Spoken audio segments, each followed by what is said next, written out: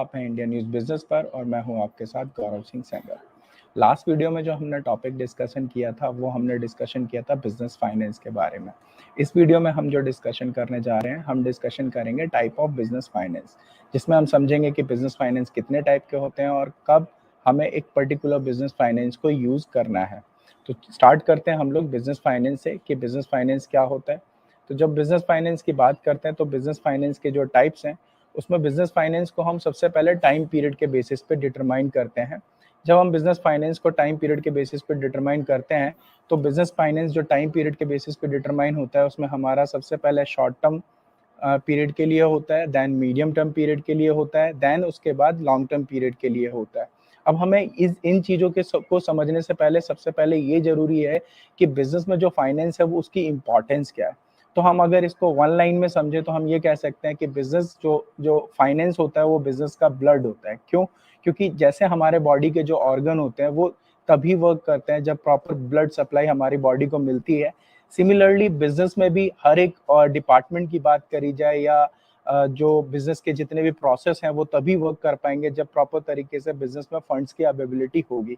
अगर बिजनेस में फंड्स की अवेलेबिलिटी नहीं होगी तो बिजनेस ऑपरेट कर पाना बहुत मुश्किल हो जाएगा। तो ये तो था हमारा बिजनेस फाइनेंस का इम्पोर्टेंस क्या है।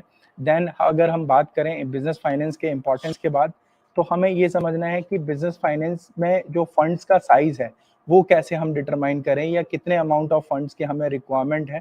तो वो हमारी 3 चीज़ों में डिपेंड करती है। सबसे पहला जो पॉइंट आ जाता है, वो जो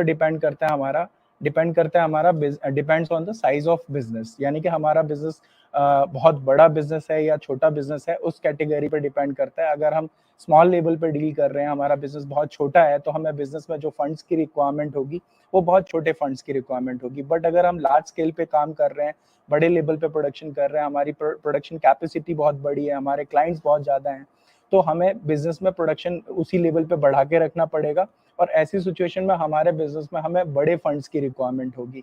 देन अगर हम बात करें एक्टिविटीज़ ऑफ बिज़नेस, तो बिज़नेस की बिज़नेस की कुछ डिफरेंट एक्टिविटीज़ हैं, जिसमें अगर एक होता है हमारा फाइनेंसिंग एक्टिविटी, एक हमारा होता है इन्वेस्टिंग एक्टिविटी और एक हमारा होता है ऑपरेटिंग एक्टिविटी। तो यहाँ पे हमें जो बिज़नेस में फंड्स की रिक्वायरमेंट होती है इन पर्टिकुलर पर्पसेस के लिए होती है, जहाँ पे हमें डिफरेंट डिसीजंस लेने पड़ते हैं और उसके बेसिस पे हम फंड्स को डिटरमाइन करते हैं। एंड देन नेक्स्ट होता है हमारा नेचर ऑफ बिजनेस, यानी कि हमारा बिजनेस का नेचर क्या है उसके बेसिस पे भी फाइनेंशियल रिक्वायरमेंट या फंड्स रिक्वायरमेंट डिपेंड करता है या फंड्स का साइज डिपेंड करता है। जैसे फॉर एग्जांपल अगर हम एक ट्रेडर हैं और हमारा काम ट्रेडिंग का है, तो जब हमारा काम ट्रेडिंग का है तो वहाँ पे हमें फंड्स की रिक्वायरमेंट बहुत कम होगी, क्योंकि हमें कुछ स्टॉक परचेज करना है और उसको सेल कर देना है, यही काम करना है। बट इन केस अगर हमारी मैन्युफैक्चरिंग एक्टिविटी है, तो मैन्युफैक्चरिंग एक्टिविटी में हमें बिजनेस के डे टू डे एक्सपेंसेस को मैनेज करना पड़ेगा, हमें रॉ मटेरियल भी देखना पड़ेगा, लेबर के एक्सपेंसेस भी देखने पड़ेंगे, फैक्ट्री के एक्सपेंसेस भी देखने पड़ेंगे, गवर्नमेंट्स के भी कुछ रूल्स हैं जिनको हमें फॉलो करना पड़ेगा। तो ऐसी बहुत सारी चीजें हैं जिनको हमें मैन्युफैक्चरिंग में हमें फॉलो करना पड़ेगा, जिसके वजह से हमें फंड्स की रिक्वायरमेंट जो है वो बहुत बड़े अमाउंट में जरूरत पड़ेगी। तो ये डिसाइड होता है कि किन किन सर्कमस्टांसेस पे हमें फंड्स की कब जरूरत पड़ेगी। जैसे मैंने जब बात की कि एक्टिविटीज के बेसिस पे, अब अगर हम इन्वेस्टिंग एक्टिविटीज की बात करें, कोई भी बिजनेस है अगर वो बहुत बड़ा इन्वेस्टमेंट करने जा रहा है, या एक एग्जांपल से समझ लेते हैं कि अगर कोई बिजनेस फैक्ट्री सेटअप करने जा रहा है, तो फैक्ट्री का जब सेटअप करने जा रहा है तो वहां पे बड़े अमाउंट में फंड्स की रिक्वायरमेंट होगी, तो फंड साइज बढ़ जाएगा। लेकिन अगर वो वही फैक्ट्री अगर वो अपनी फैक्ट्री को सेटअप ना करके वो सिर्फ ट्रेडिंग का काम करने का डिसीजन लेता है वहां पे, तो फैक्ट्री में इन्वेस्टमेंट नहीं हो रहा है, तो वहां पे जो जो साइज ऑफ बिजनेस हो जाएगा, वो जो साइज ऑफ फंड्स रिक्वायरमेंट हो जाएगा वो बहुत कम हो जाएगा। तो इस तरीके से हमारे फंड्स के साइज या कितना फंड्स की रिक्वायरमेंट है ये डिसाइड होता है। देन उसके बाद अगर हम बात करें कि हम वापस अपने टॉपिक पे आते हैं कि बिजनेस में जो फंड्स है वो क्यों चाहिए या टाइम पीरियड के बेसिस पे जब हम बात करते हैं तो वो टाइम पीरियड के बेसिस पे बिजनेस में फंड्स क्यों चाहिए। तो जब हम शॉर्ट टर्म की बात करते हैं, शॉर्ट टर्म बेसिस पे हमें फंड्स की रिक्वायरमेंट होती है। तो जो शॉर्ट टर्म फंड्स की रिक्वायरमेंट होती है वो बिजनेस के generally day to day natures के एक्सपेंसेस को मैनेज करने के लिए होती है।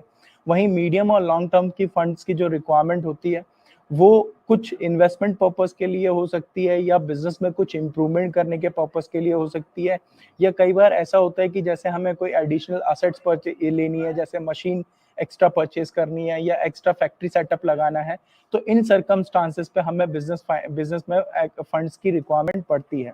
अब हम एक-एक करके समझेंगे कि क्या हमारा शॉर्ट टर्म फाइनेंस होता है, क्या हमारा लॉन्ग टर्म फाइनेंस होता है और क्या हमारा मीडियम टर्म फाइनेंस होता है। तो सबसे पहले बात है शॉर्ट टर्म फंड्स के रिक्वायरमेंट की। तो जब शॉर्ट टर्म फंड्स के रिक्वायरमेंट की अगर हम बात करते हैं, तो ये बिज़नेस के डेली नेचर के एक्सपेंसेस को मैनेज करने के लिए यूटिलाइज़ किया जाता है। जब इसमें समझते हैं कि कैसे तरीके के एक्सपेंसेस को यूटिलाइज़ करने के लिए किया जाता है, तो उसमें जैसे स्टाफ की सैलरी हो गई, जो क्रेडिटर्स हैं उनको रीपेमेंट करने के लिए फंड्स का यूज़ किया जा सकता है, इलेक्ट्रिसिटी बिल पे करने के लिए किया जा सकता है, फैक्ट्री के रेगुलर नेचर के एक्सपेंसेस को पे करने के लिए यूटिलाइज़ किया जाता है। तो ये तो हमारी शॉर्ट टर्म रिक्वायरमेंट्स हो गई फंड की, जिसको हम यूज़ करते हैं। देन उसके बाद अगर हम शॉर्ट टर्म रिक्वायरमेंट्स के बाद मूव करते हैं, हम मीडियम टर्म फाइनेंस की बात करते हैं। तो जो मीडियम टर्म फाइनेंस होता है, इसका जो टाइम पीरियड है, वो हमारा टाइम पीरियड होता है 1 ईयर से लेके 5 ईयर के बीच का टाइम पीरियड होता है। और यहाँ पे इसके जो फंड्स की हमें ज़रूरत पड़ती है, या हमें छोटी-मोटी असेट्स परचेज़ करने के लिए, लाइक हमारी फैक्ट्री में प्रोडक्शन हो रहा है और 1 या 2 मशीन है, जिनमें हमें या तो इम्प्रूवमेंट करना है, या छोटी मशीनें हैं जिनको हमें खरीद के लेके आना है, जिनका इन्वेस्टमेंट अमाउंट बहुत ज़्यादा बड़ा नहीं है। इस तरीके के इन्वेस्टमेंट के लिए हमें मीडियम टर्म फंड्स की ज़रूरत पड़ती है, जिसको हम 1 टू 5 ईयर के टाइम पीरियड के बीच में हम रीपे कर सकते हैं। तो ये तो हो गया हमारा medium term fund requirement. Then उसके बाद अगर हम बात करें, तो नेक्स्ट हमारा जो फंड रिक्वायरमेंट होता है, वो for the long period of time होता है। जब हम लॉन्ग पीरियड ऑफ टाइम की बात करते हैं, तो यहाँ पे जो फंड्स रिक्वायरमेंट होती है, वो 5 ईयर से भी ज़्यादा टाइम पीरियड के लिए हो जाता है, जहाँ पे आप कम से कम 5 ईयर का टाइम पीरियड तो लेंगे ही लेंगे। और इसमें जो फंड्स का इन्वेस्टमेंट होता है, वो छोटा इन्वेस्टमेंट नहीं होता है, वो इन्वेस्टमेंट बहुत बड़े अमाउंट में ऑर्गेनाइजेशन की तरफ से किया जाता है। यहाँ पे एक प्रॉपर फैक्ट्री सेटअप हो सकता है, यहाँ पे बड़े लेवल पे टेक्नोलॉजी का इम्प्रूवमेंट हो सकता है, यहाँ पे एडिशनल ब्रांच सेटअप हो सकता है। इस तरीके के पर्पसेस के लिए हमें बिजनेस में फाइनेंस की जरूरत पड़ती है। तो आज का जो वीडियो था, इसमें हमने जो डिस्कशन किया है, हमने टाइम पीरियड के बेसिस पर डिस्कशन किया है कि किस तरीके से short period of time, medium period of time and long period of time के बेसिस पे हमें फंड्स की रिक्वायरमेंट होती है, और उस फंड्स को हम पर्टिकुलरली कहाँ-कहाँ पे इन्वेस्टमेंट करते हैं अपने। तो अभी के लिए केवल इतना ही, और ऐसी ही जानकारी और इन्फॉर्मेशंस के लिए बने रहिए इंडिया न्यूज़ बिज़नेस के साथ।